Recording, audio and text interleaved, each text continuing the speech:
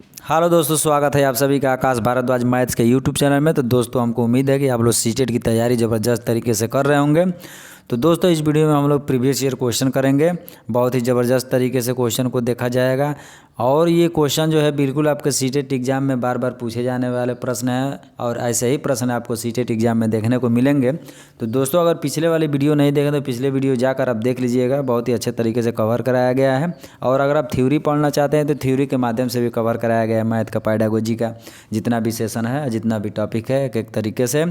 तो दोस्तों, अगर आप चैनल पर नए हैं तो चैनल को सब्सक्राइब कर लीजिएगा और बेल आइकन को दबाइएगा ताकि सारे वीडियो का नोटिफिकेशन आपको मिलता रहे। तो चलिए दोस्तों, आज देखेंगे हम लोग अगला नंबर क्वेश्चन। यहाँ पे आप देख सकते हैं क्वेश्चन नंबर 21 और 20 नंबर क्वेश्चन पिछले वाले वीडियो में बताया जा चुका है। तो आइए देखते हैं क्वेश्चन नंबर 21 क्या कह रहा है। क्वेश्चन नंबर 21 कह रहा है, एक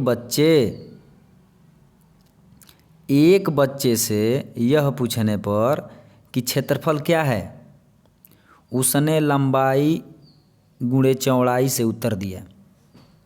क्षेत्रफल की अवधारणा के बारे में, बच्चे की समझ के बारे में आप क्या कह सकते हैं। और ये क्वेश्चन दिसंबर 2018 में पूछा गया है।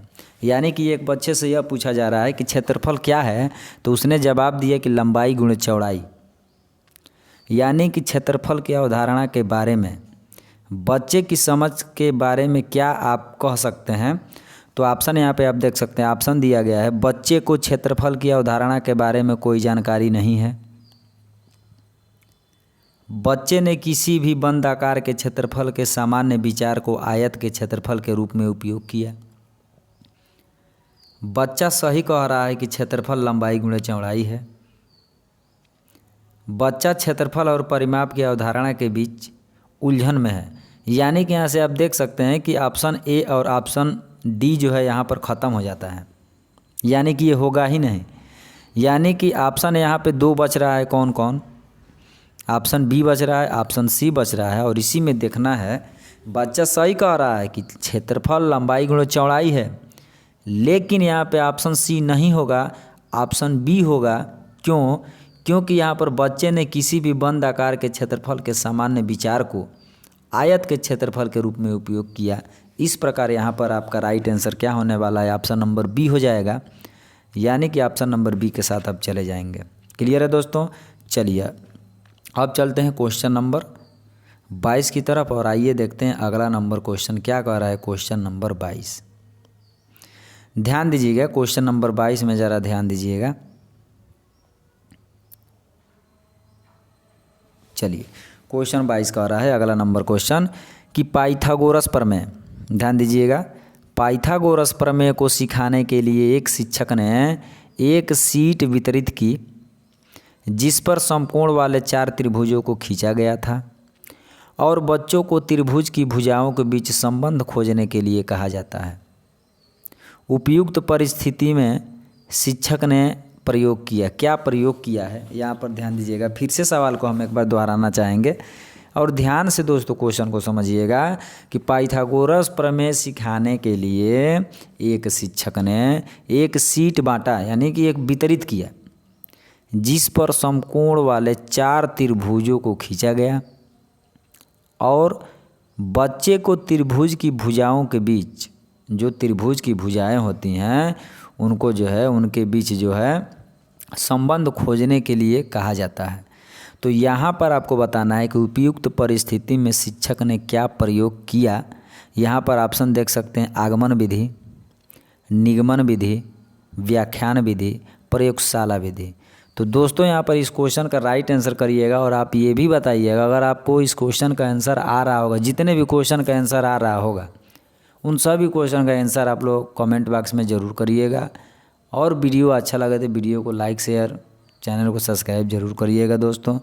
तो यहाँ पर जो है इस क्वेश्चन का राइट आंसर आपका होने वाला है क्या, ऑप्शन ए हो जाएगा। यानी कि यहाँ पे आगमन विधि आपका राइट आंसर होगा, इसलिए यहाँ पर आगमन विधि होगा। और अब हम लोग बढ़ेंगे अगले नंबर क्वेश्चन की तरफ। आइए अगला क्वेश्चन क्या कह रहा है, ध्यान दीजिएगा।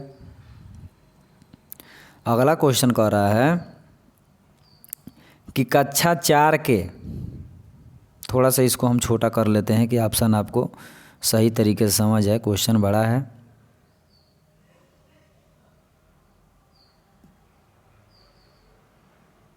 चलिए अगला क्वेश्चन कह रहा है, ध्यान दीजिएगा। कक्षा 4 के अधिकतर शिक्षार्थी सोचते हैं कि दो संख्याओं के गुणन से प्राप्त संख्या सदैव दोनों संख्याओं से बड़ी होती है। आप यह कैसे प्रदर्शित करेंगे कि यह सदैव सत्य नहीं होती है? किससे आप प्रदर्शित करेंगे कि यह सदैव सत्य नहीं होती है? यानी कि कक्षा 4 के अधिकतर शिक्षार्थी यही सोचते हैं कि दो संख्याओं के गुणन से प्राप्त संख्या सदैव दोनों संख्याओं से बड़ी होती है। आप यह कैसे प्रदर्शित करेंगे कि यह सदैव सत्य नहीं होती है? कैसे प्रदर्शित करेंगे भाई?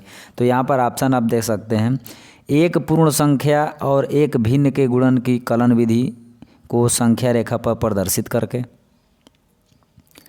इन्हीं संख्याओं को बार बार योग के द्वारा प्रदर्शित करके। ऑप्शन सी है दो दशमलव संख्याओं के गुणन की कलन विधि को प्रदर्शित करके।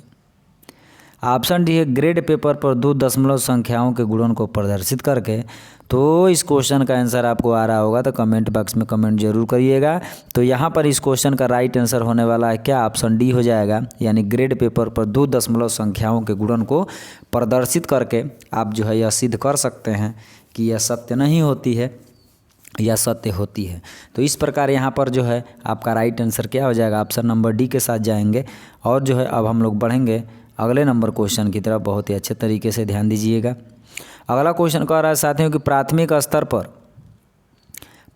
स्तर पर शिक्षार्थियों को माप का संदर्भ पढ़ाने के लिए निम्नलिखित में से कौन सा कथन सत्य है? ऑप्शन आपके सामने है। अप्रमाणिक मापों का उपयोग प्रमाणिक मापों के बाद करना चाहिए। अगला ऑप्शन है प्रमाणिक मापों का उपयोग अप्रमाणिक मापों के बाद करना चाहिए। अगला ऑप्शन है केवल अप्रमाणिक मापों का उपयोग करना चाहिए। ये तो ऐसे ही गलत दिख रहा है। अगला क्वेश्चन है कि अप्रमाणिक मापों का उपयोग नहीं करना चाहिए, तो ये भी गलत है। अब यहाँ पे बच रहा है कि ऑप्शन ए और ऑप्शन बी होगा कि ऑप्शन ए होगा। तो यहाँ पर ध्यान दीजिएगा। तो यहाँ पर इस क्वेश्चन का राइट आंसर होने वाला है प्रमाणिक मापों का उपयोग अप्रमाणिक मापों के बाद करना चाहिए। इसलिए आपका इस क्वेश्चन का राइट आंसर हो जाएगा ऑप्शन नंबर बी। और बहुत ही अच्छे तरीके से हम लोग बढ़ेंगे अगले नंबर क्वेश्चन की तरफ। और आइए देखते हैं अगला नंबर क्वेश्चन क्या कह रहा है। ध्यान दीजिएगा, अगला नंबर क्वेश्चन कह रहा है कि कक्षा 1 के एक शिक्षक ने एक विद्यार्थी को सभी वस्तुओं की गणना करने के लिए कहा। यानी कि कक्षा 1 के एक शिक्षक ने एक विद्यार्थी को सभी वस्तुओं की गणना करने के लिए कहा जिनमें पेन, रबड़ और शार्पनर का संग्रह था। विद्यार्थियों ने सभी वस्तुओं को एक रेखा में रखा और गणना शुरू की। यानी कि उनको गिनना शुरू कर दिया, लाइन से रख दिया। उसने 10 वस्तुओं के स्थान पर कहा कि दो पेन, 5 रबड़ और 3 शार्पनर हैं। तो यहाँ पर आपको बताना है कि आपके विचार से विद्यार्थी को गणना के किन किन सिद्धांतों पर कठिनाई का सामना करना पड़ रहा है। यानी कि बच्चे को गिनती करने आ रहा है कि नहीं आ रहा है और कौन कौन से उसको जो है कठिनाई हो रही है, यही आपको बताना है। और ऑप्शन आपके सामने है अमूर्तन और असंगत सिद्धांत। ऑप्शन बी है स्थिर प्रक्रम और अमूर्तन सिद्धांत। ऑप्शन सी है एकाएकी संगतता सिद्धांत। ऑप्शन डी है अमूर्तन सिद्धांत। तो दोस्तों यहाँ पर जो है आपका इस क्वेश्चन का राइट आंसर क्या होने वाला है? तो ऑप्शन नंबर ए हो जाएगा। यानी कि अमूर्तन और असंगत सिद्धांत के माध्यम से जो है बच्चे को कठिनाई का सामना करना पड़ रहा है। इसलिए आपका राइट आंसर क्या हो जाएगा? ऑप्शन नंबर ए हो जाएगा। अमूर्तन और असंगत सिद्धांत की कठिनाई बच्चे को हो रही है। आइए अब हम लोग बढ़ेंगे अगले नंबर क्वेश्चन की तरफ। और ध्यान दीजिएगा, अगला नंबर क्वेश्चन कह रहा है, क्या कह रहा है अगला नंबर क्वेश्चन? देखिए, अगला नंबर क्वेश्चन कह रहा है कि दो अंकीय संख्या को, कितने अंकीय संख्या को? 2 अंकीय संख्या को एक दूसरी अंकीय या 2 अंकीय संख्या से गुणा करने की प्रक्रिया को समझने के लिए निम्नलिखित में से कौन सी पूर्व जानकारी होना आवश्यक है। ध्यान दीजिएगा फिर से क्वेश्चन को। 2 अंकीय संख्या को 1 अंकीय संख्या या 2 अंकीय संख्या से गुणा करने की प्रक्रिया को समझने के लिए निम्नलिखित में से कौन सी पूर्व जानकारी होना आवश्यक है। पहले कौन सी जानकारी होना आवश्यक है। ऑप्शन आपके सामने है, यहाँ पे देख सकते हैं। योग का क्रम विनिमय गुण, गुणन का क्रम विनिमय गुण, गुणन योग पर वितरण के रूप में, गुणन विभाजन के प्रतिलोम के रूप में। तो दोस्तों इस क्वेश्चन का आपको आंसर आ रहा होगा तो कमेंट बॉक्स में जरूर कमेंट करिएगा। तो दोस्तों इस क्वेश्चन का आपका राइट आंसर होने वाला है क्या, ऑप्शन सी हो जाएगा, गुणन योग पर वितरण के रूप में पूर्व जानकारी बच्चे को क्या होना चाहिए, आना चाहिए। और अगर इसलिए आपका राइट आंसर क्या हो जाएगा, ऑप्शन नंबर सी हो जाएगा। ऑप्शन नंबर सी के साथ जाएंगे और हम लोग बढ़ेंगे अगले क्वेश्चन की तरफ। अगला नंबर क्वेश्चन आइए देखते हैं क्या कर रहा है।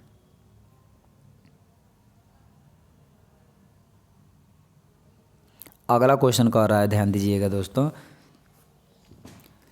2 या 2 से अधिक 2 विमाओं वाली वस्तुओं की मापों क्षेत्रफलों की तुलना करने के लिए निम्नलिखित में से कौन सा एक सर्वाधिक उपयुक्त है। ऑप्शन आपके सामने, अप्रमाणिक इकाइयों का प्रयोग, ऑप्शन डी है आकलन, बी है, माफ कीजिएगा, ऑप्शन बी है आकलन, सी है प्रेक्षण, ऑप्शन डी है अध्यारोपण। और इस क्वेश्चन का आंसर जो है बिल्कुल सही राइट आंसर दीजिएगा आप लोग। तो यहाँ पर इस क्वेश्चन का राइट आंसर क्या होने वाला है, ऑप्शन नंबर सी हो जाएगा, प्रेक्षण हो जाएगा। ऑप्शन नंबर सी के साथ चले जाएंगे हम लोग और इसी प्रकार हम लोग बढ़ेंगे अगले क्वेश्चन की तरफ। और आइए देखते हैं अगला नंबर क्वेश्चन क्या कह रहा है। चलिए ध्यान दीजिएगा दोस्तों, अगला क्वेश्चन कह रहा है, ज्यामितीय समझ को विकसित करने के लिए निम्नलिखित से कौन सा श्रेणी क्रम सही है। यानी कि ज्यामितीय समझ को विकसित करने के लिए निम्नलिखित में से कौन सा श्रेणी क्रम सही है, ये आपको बताना है। और ऑप्शन आपके सामने है, देख सकते हैं। मानसिक चित्रण, औपचारिक निगमन, विश्लेषण, अनौपचारिक निगमन। ऑप्शन बी है मानसिक चित्रण, विश्लेषण, अनौपचारिक निगमन, औपचारिक निगमन। ऑप्शन सी है औपचारिक निगमन, अनौपचारिक निगमन, मानसिक चित्रण, विश्लेषण।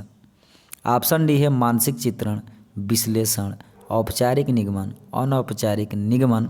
तो दोस्तों इस क्वेश्चन का आंसर आपको आ रहा होगा तो कमेंट बॉक्स में आंसर जरूर करिएगा। तो इस क्वेश्चन का राइट आंसर होने वाला है क्या, ऑप्शन डी हो जाएगा, यानी कि मानसिक चित्रण, विश्लेषण, औपचारिक निगमन, अनौपचारिक निगमन। यानी कि आपका राइट आंसर यहाँ पे क्या होने वाला है, ऑप्शन नंबर डी हो जाएगा। ऑप्शन डी के साथ जाएंगे और हम लोग बहुत ही अच्छे तरीके से बढ़ेंगे अगले क्वेश्चन की तरफ। आइए देखते हैं अगला नंबर क्वेश्चन क्या कर रहा है।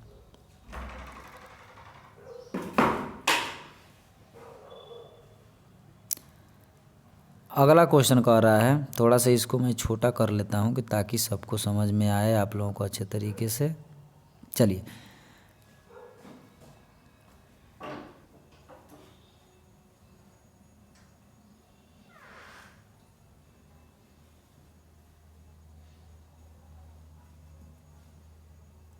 आइए देखते हैं अगला नंबर क्वेश्चन। अगला नंबर क्वेश्चन कह रहा है,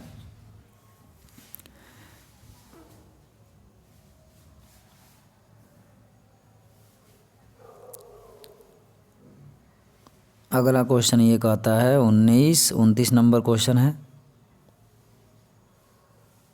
चलिए 29 नंबर क्वेश्चन कह रहा है कि कक्षा 3 के विद्यार्थियों को आधे की संकल्पना का परिचय देने के लिए शिक्षक निम्नलिखित क्रियाकलापों की योजना बनाता है। क्या बनाता है, चित्र दिखाता है जिसमें आधा प्रदर्शित किया गया है। दूसरा नंबर आधे का चिन्ह लिखता है।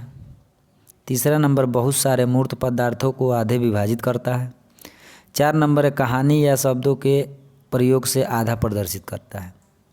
लेकिन यहाँ पे कंडीशन आपको दिया गया है, शिक्षक को निम्नलिखित में से क्रियाकलापों का कौन सा सही श्रेणी क्रम अनुसरण करना चाहिए, यानी कि श्रेणी क्रम में, यानी कि सबसे पहले उसको क्या करना चाहिए। तो यहाँ पे आप देख सकते हैं ऑप्शन ए दिया गया है क्या, third first fourth second. Option B है third fourth first second. Option C है first second third fourth. Option D है सेकंड फर्स्ट थर्ड फोर्थ। तो इस क्वेश्चन का आपका यहाँ पे राइट आंसर होने वाला है क्या, ऑप्शन ए हो जाएगा। यानी सबसे पहले बहुत सारे मूर्त पदार्थों को आधे में विभाजित करना पड़ेगा, उसके बाद चित्र दिखाना पड़ेगा उसको जिसमें आधा प्रदर्शित किया गया है, उसके बाद कहानी या शब्दों के प्रयोग से आधा प्रदर्शित करना होगा, तब जाके आधे चिन्ह को लिखना होगा। तो इस प्रकार यहाँ पर आपका राइट आंसर होने वाला है क्या, ऑप्शन नंबर ए हो जाएगा। और हम लोग बहुत ही अच्छे तरीके से बढ़ेंगे अगले क्वेश्चन की तरफ। और अंतिम नंबर क्वेश्चन है ये दोस्तों, ध्यान दीजिएगा अंतिम नंबर क्वेश्चन क्या कह रहा है।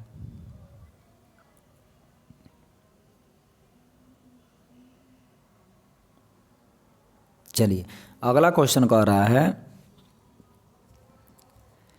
कि अंकगणित की 4 मूलभूत संक्रियाएं हैं। अंकगणित की 4 मूलभूत संक्रियाएं कौन कौन सी हैं, यहाँ पर आप देख सकते हैं। ऑप्शन दिया गया है योग, भाग, परिमाण और क्षेत्रफल ज्ञात करना। ऑप्शन बी है परिकलन, संगणना, रचना करना और समीकरण बनाना। ऑप्शन सी है योग गुणा भिन्नों को दशमलव में बदलना और आकृतियों की रचना करना। ऑप्शन डी है योग व्यवकलन, गुणा और भाग करना। तो इस क्वेश्चन का अगर आंसर आपको आएगा तो कमेंट बॉक्स में कमेंट जरूर करिएगा।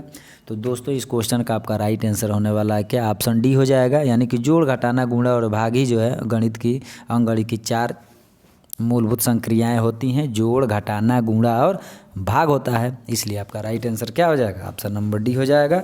तो दोस्तों अगर वीडियो अच्छा लगा होगा तो वीडियो को लाइक कर दीजिएगा और चैनल को सब्सक्राइब कर दीजिएगा और बेल आइकन को दबा दीजिएगा दोस्तों। तो चलिए दोस्तों मिलेंगे फिर से नेक्स्ट वीडियो में, तब तक के लिए सीटेट की तैयारी आप ज़बरदस्त तरीके से करते रहिए। तो चलिए मिलते हैं फिर से नेक्स्ट वीडियो में, तब तक के लिए जय हिंद, जय भारत।